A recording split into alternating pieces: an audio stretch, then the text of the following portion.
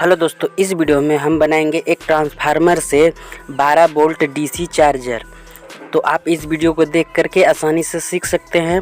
और दोस्तों, इस वीडियो में हम बताए हैं कि आप किस तरह से 12 वोल्ट की बैटरी को एक ट्रांसफार्मर की चार्जर से चार्ज कर सकते हैं। और दोस्तों, आप सेफ्टी का ध्यान रखिएगा कि आप जिससे कि आपको शॉक ना लगे और आप इस वीडियो को देख करके आसानी से सीख सकते हैं। तो चलिए वीडियो को शुरू करते हैं।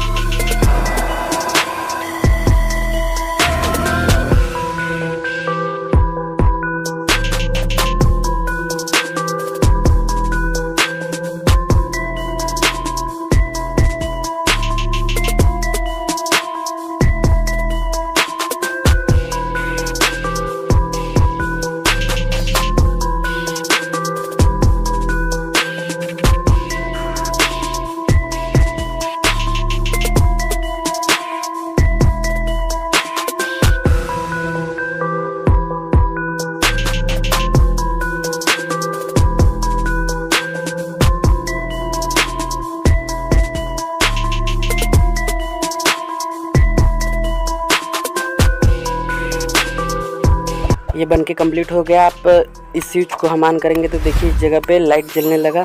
दोस्तों, वीडियो पसंद है तो लाइक करिएगा।